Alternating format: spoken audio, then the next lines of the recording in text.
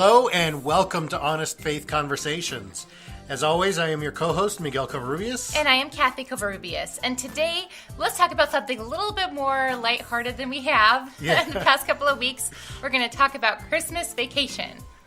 And we just wanted to say happy holidays to you and yours. We know that the holiday season really did begin right around Thanksgiving here in the U.S., since there are many major world religion holidays running from that time period all the way through the beginning of January. Yep. So happy holidays to all of you listeners. This is where our spoiler alert warning usually goes, but if you have not yet seen Christmas Vacation, you really need to. I mean, it's been out since the 80s, yeah, so you've had plenty of time. You've had 20 some odd years to go see this. So you can even rent it on Google Play right now. It's only $4. So if you want the HD version, which, you know, it was filmed in SD, so why would you get the HD version? Yeah, there's no difference. So, yeah. Yep. Yeah. Happy holidays. Are we going to do a review and summary? We are. Oh, good. Go. Brief summary. Clark W. Griswold is, I would say, well-meaning dad figure who often gets into shenanigans with everything that he does, including his holiday, which is what this movie is about, how he gets into shenanigans over his holiday season. Yes. I would say that this is a movie, a heartwarming holiday comedy about a family who gets together and realizes the important lesson about the season, that it's about the people that you spend with, not necessarily the things involved. There's a little bit of a consumerist message in there, though, I think, because the whole thing with the bonus and... Okay, a little bit. Yeah. But it's more about the people. That's more what about matters. the people. That's what matters. Mm-hmm. That's true. And don't kidnap your boss. And don't kidnap your boss, or have your cousin Eddie do it. Or maybe kidnap your boss and get a big bonus. Yeah. Who knows? I don't think what we it need means. to do that, though. So, this is my favorite all-time Christmas movie. It is this one that I watch every single year, as Kathy can attest to. Mm-hmm. And so my review is that I love it. I will never not love it. Even all the flaws and everything else in it, I love the movie.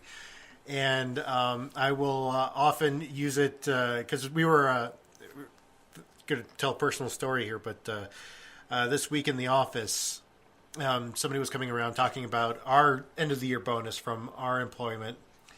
And they were talking about how we were going to be told this next week how much we were going to get and all that other stuff. And I blurt out and go, as long as I'm not enrolled in the Jelly of the Month Club. She just looks at me like I'm weird. I'm like, come on, who has not seen this movie? Well, I guess in all fairness, it is a pretty old movie. And I was not fully aware of it. Well, I knew it existed because I remember seeing, the movie posters. Yeah. But it wasn't really, a thing for me growing up. It was a thing for me. Yeah. I guess my review is I didn't discover it until later in life, thanks to Miguel. With most things. Yes, with most things. With my family Christmas traditions, we watched most of the stuff that would play on TV every single year. So, Rudolph and Frosty the Snowman and all those other claymation stuff and the Charlie Brown Christmas special.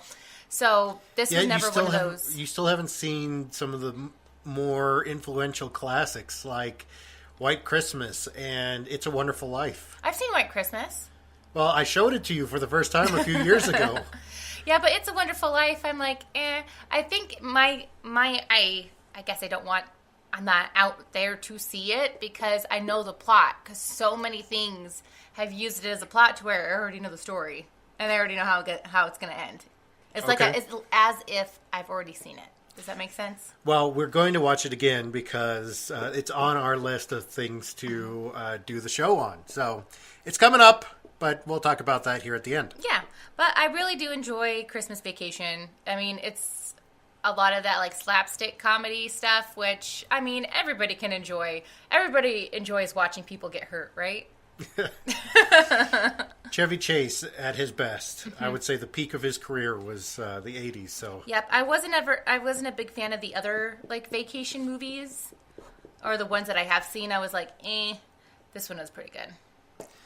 yeah, well, and every time we travel, I bring up one of the vacation movies in some way, because as you have said in the past, while we were watching this movie, is that I am Clark W. Griswold.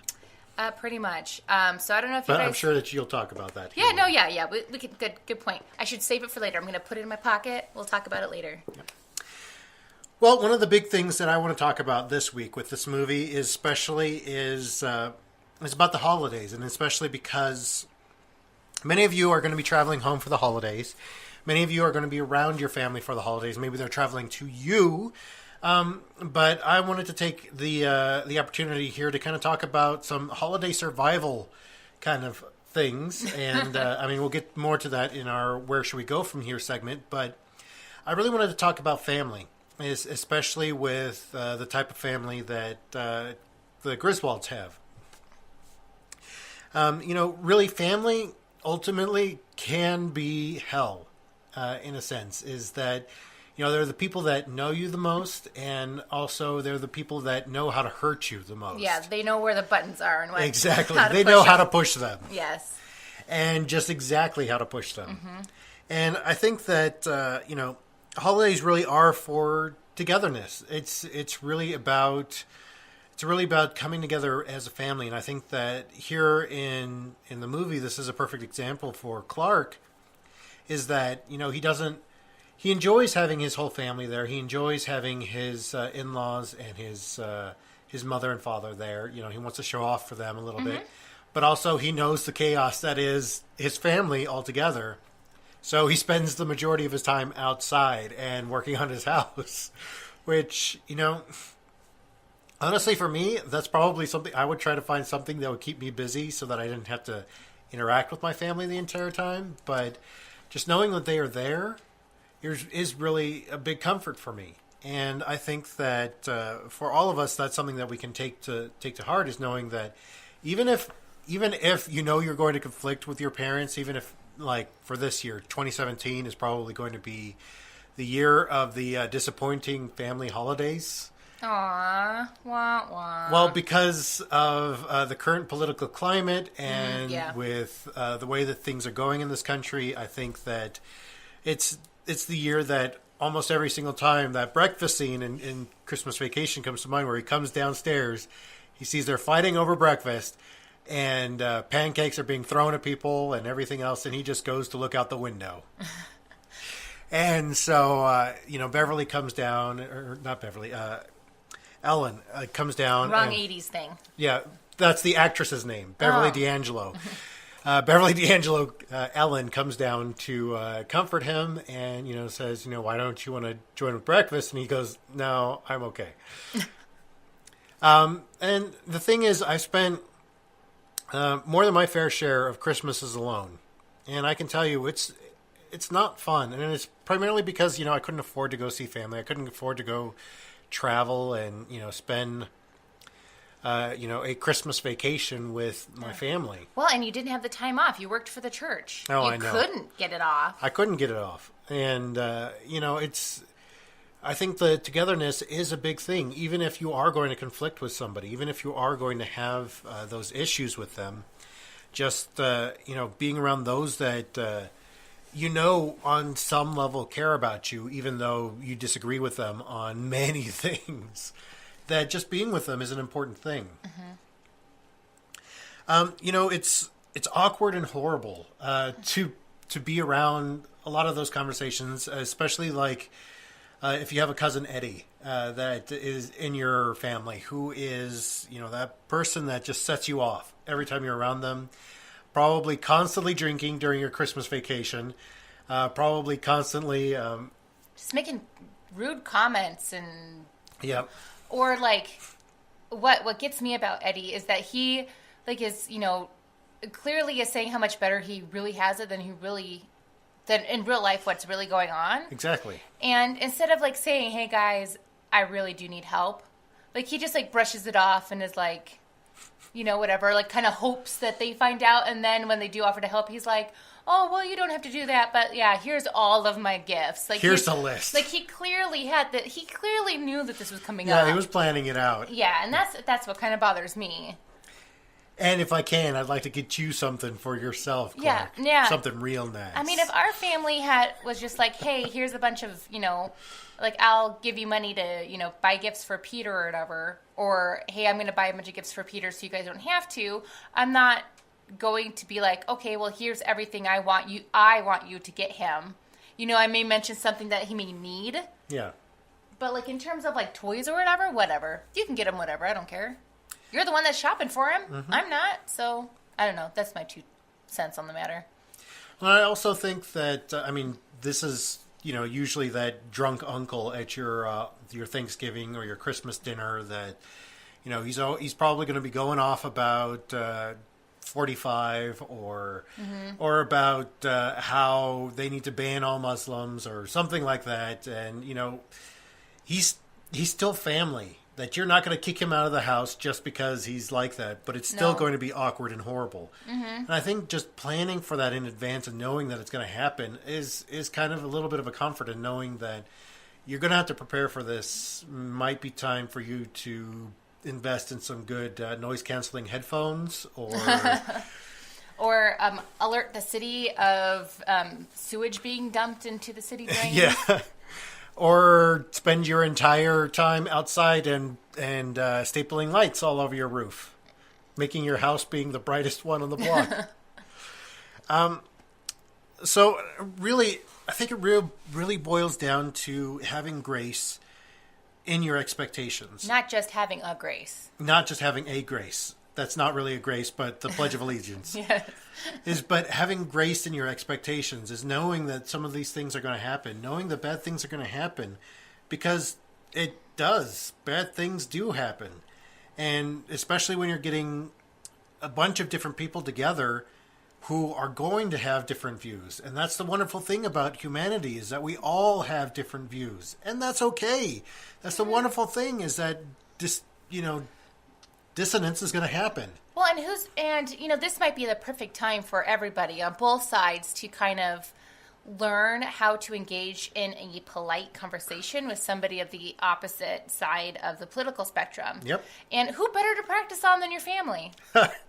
Exactly, because they're always they can't get rid of you. Yeah. Well, they're probably going to try, but they can't. As we talked about in The Big Sick, is that if they matter that much to you, you're not going to let them go. Exactly. Yep. And I think that preparing for that, and even there's a wonderful video out by ASAP Science about having a debate instead of just an argument where both sides are equally closed off to the other.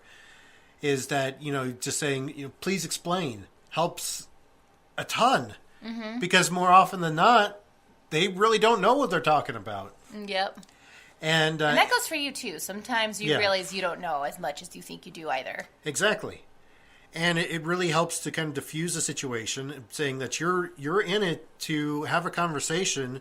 You're not in it just to argue with somebody. You're not in it to add to the badness, the awkwardness, the horribleness that is being with family over the holidays.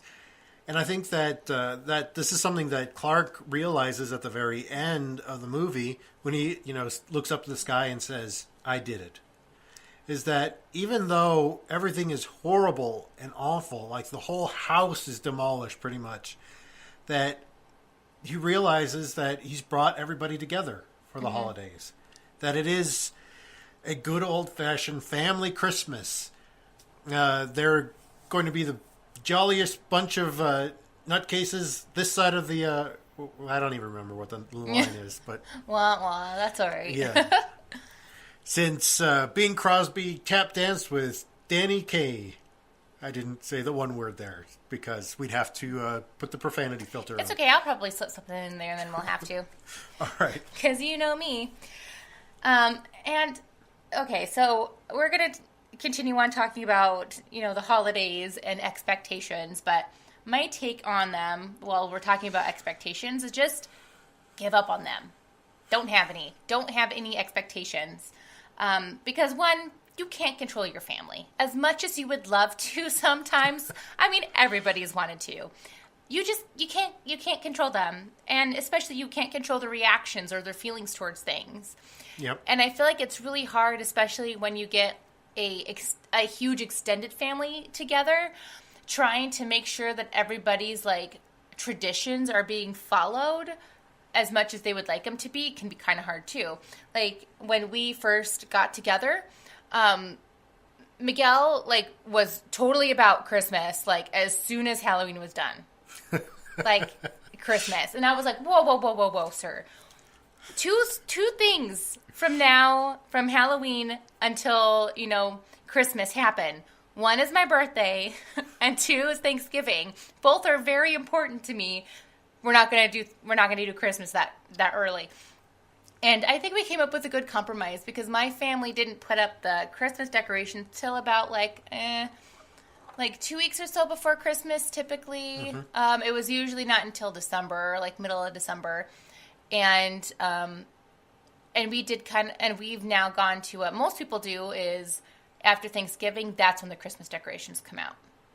Yeah. And what do you think? Do you think that's plenty of time?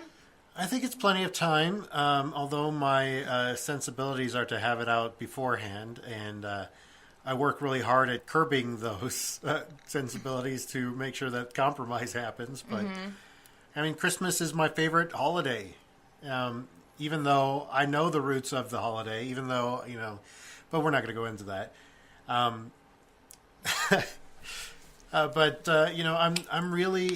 really feel like compromise is important. Yeah, absolutely. And I mean, we're still, even though we have been married for a handful of years now, I still don't feel like we have too many set Well, it's more than a handful. It's 6. So, well, that's just married years. Yeah, almost 7. Yes, that is true. But, I mean, I guess there's no, I mean, me making cookies, like some of my family recipes would be one of them. I don't know much else that we make sure that we do besides watching Christmas movies. Yeah, most of those are my family traditions, and I think it's probably because... Oh, yeah, Christmas Eve. Yeah, my Christmas Eve. We have a traditional Los Angeles Christmas Eve meal, which is to go out for Chinese food. I don't know why it's become a Los Angeles tradition, but I think I'd like to think that my family had something to do with it. But, we've been doing that since I can remember, is that every Christmas Eve we go out for Chinese food. Mm-hmm. No matter where we're at, as a family, we always post our pictures online, because this is my family tradition from... I mean, even your cousins have gotten involved too. Yeah, and it's not even having to do with the Christmas Story movie where they go to Chinese because it's the only thing that's open because Christmas dinner was ruined by the dogs.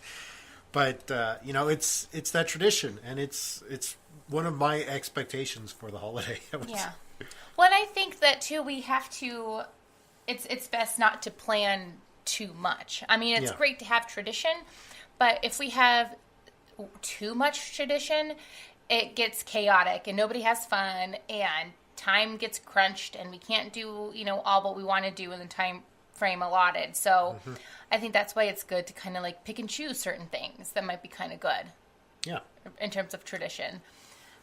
And I know, here I go about saying how, let's plan out like a few small things, but then also remember about what they say about best laid plans.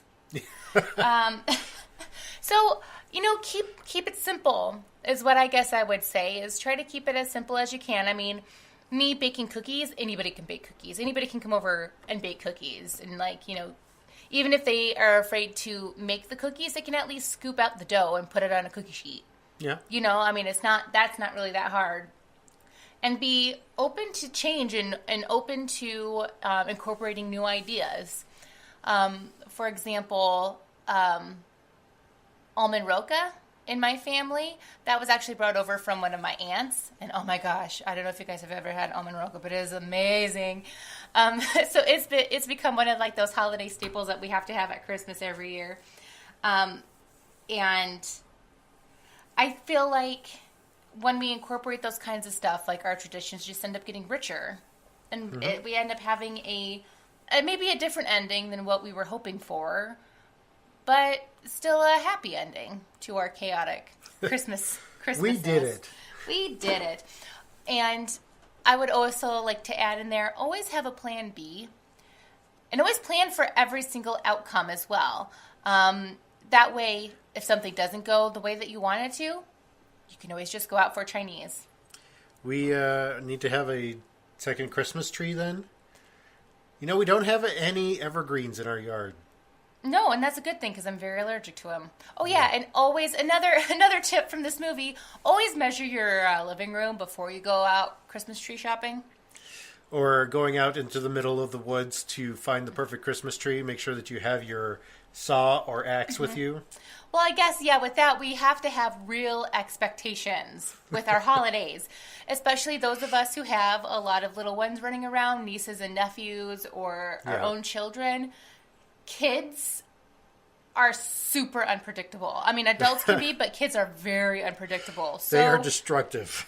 So have real expectations, like the kitchen is going to be a disaster if you're going to allow the kids to bake, but it's nothing to be upset about. At least they're going to have something that they're going to be able to bring with them, memory-wise, as they grow up. And maybe that'll be something that they remember, that time that Aunt Kathy, let them lick the spoon after making cookies, or the time Aunt Kathy, dropped all the batter on the floor. Like, you never know. That hasn't actually happened. I'm just, predicting the worst-case scenario. Or Peter, when he grows up, why did my parents always only have half of the tree decorated? The upper half that I can't reach. Okay, but that's only because right now he's a year and a half, and he just takes. Well, have you noticed? Okay, so our son takes the bulbs off of the part of the Christmas tree that he can reach, and now all of the bulbs are in a little pile, like below the Christmas tree. He just picked them off and just put them there. That's why I put them up, was because he kept pulling the tops off of them, and I don't want him to swallow the tops. Oh no, yeah, I totally get that. But his little pile of Christmas bulbs, yeah.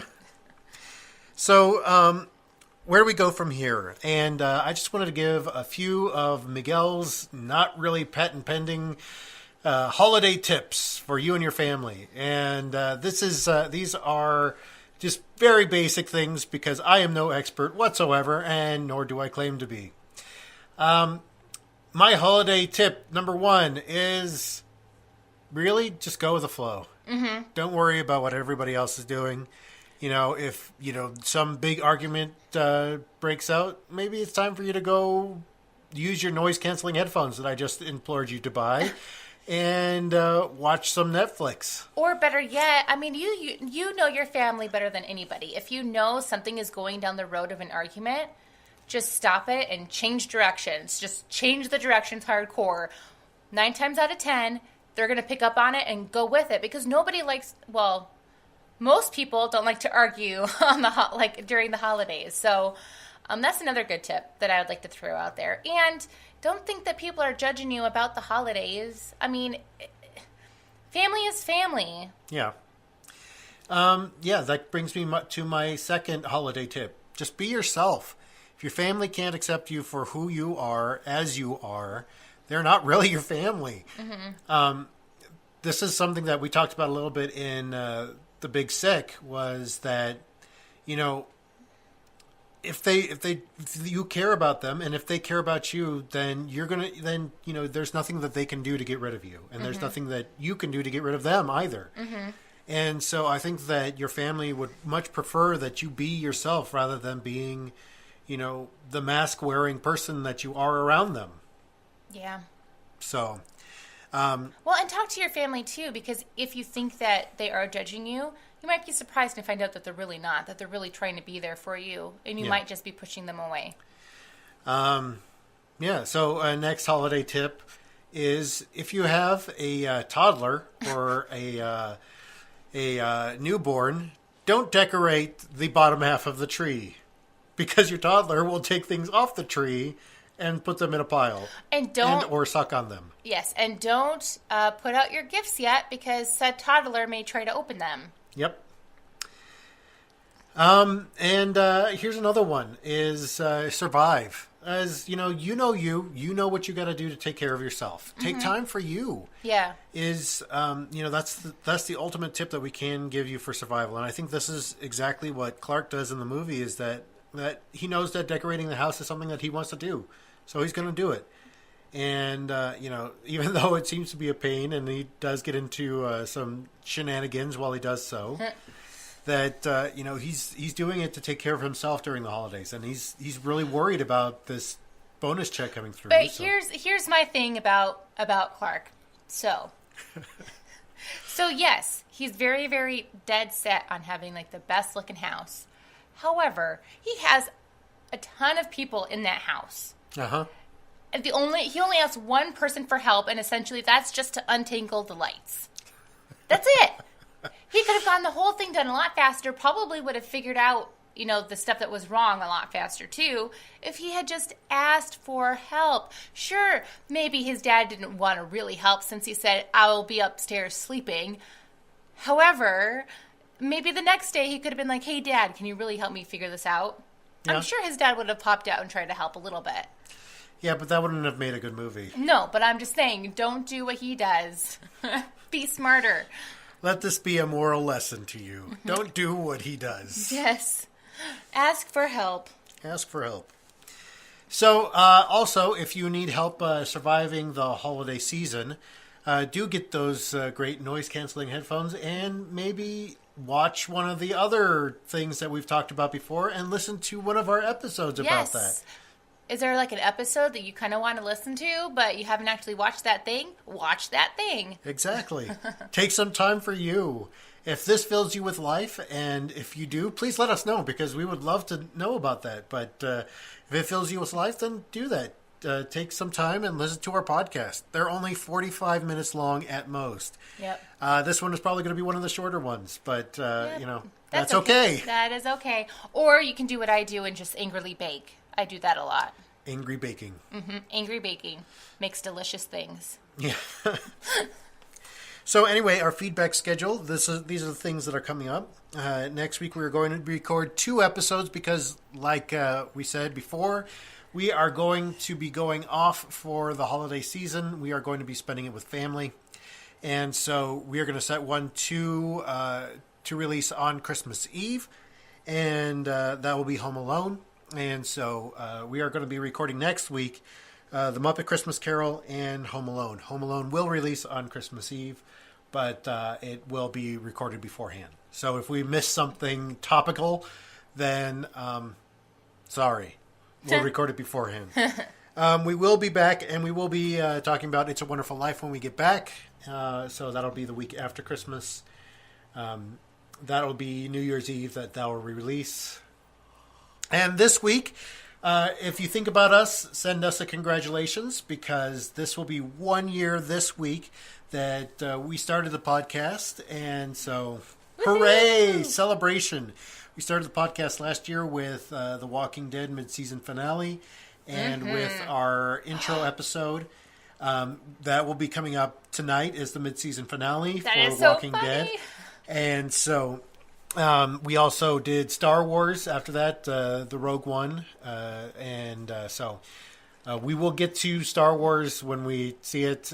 We will have a lot of things when we come back. Yes. I think that January and February will be full of stuff that we're catching up on that we've already watched, but we'll need to catch up on. Yeah.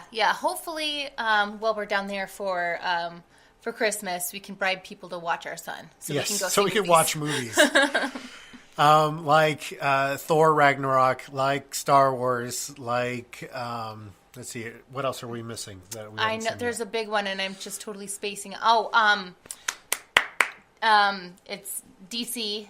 Oh, Justice League. Yes. Ugh, we have to watch that. Well, you're the one that likes DC. We can wait until it comes out on video. Yeah, but the DC movies are horrid. They are horrid, except for Wonder Woman. We all love Wonder Woman. Yeah, Wonder Woman was fantastic. Yes. And I've already heard some reviews about Justice League that it's just bad. Mm-hmm. So they didn't give enough screen time to Wonder Woman is what I'm thinking. Yeah. So we will be back after Christmas, and we will be doing that, finishing off the Christmas season with It's a Wonderful Life. And after that, we will be getting into some good stuff. Like Dark, we'll get there eventually. That's on Netflix, and we'll be able to get to that soon. Yep. Find us on social media. If you need us to help you survive during the holiday season, we probably will be checking social media. Yes. So check with us. We do have a Facebook group. You can find that Honest Faith Conversations on Facebook. We have a few questions there, just basically how you would like to contribute to the group and stuff like that. That's the best way for you to get a hold of us. That's the best way for you to get in contact with us and talk about this stuff with us. Is what do you think some of the themes in Christmas Vacation were? How would you parse that out into a holiday survival guide? Yes. What would you add to the conversation? Like, did we miss something that is like very, very blaringly obvious to you that like we just totally overlooked? Yeah. If so, let us know. Yeah, we can also be found on our main page, which is Honest Faith on Facebook. That is facebook.com/Real Honest Faith. You can find us on Twitter at Real Honest Faith and send us a tweet. I do check that one daily and on a regular basis. Let's see, we are also on Tumblr and Reddit and Patreon. And, if you feel like being generous this holiday season, you can become a patron of ours. We really don't post on Patreon a lot, but we will probably update that soon and make sure that those who do become patrons of ours get, some goodies. Yep, some bonus things. Yeah. Like even recording a special phone message for your voicemail. We have that as one of our rewards. So Nice. Do you want to hear my angelic voice on your answering machine? Hi, this is Miguel Covarrubias from Honest Faith Conversations. That's pretty nice. I liked it. Yeah. Be like, this person's not available right now. Please leave a message after the beep. Beep. So you can find us on social media. You can also find us on our website, thehonestfaith.com. And with all of that being said, since this is probably going to be one of our shorter episodes, we invite you to come and join the conversation. Bye.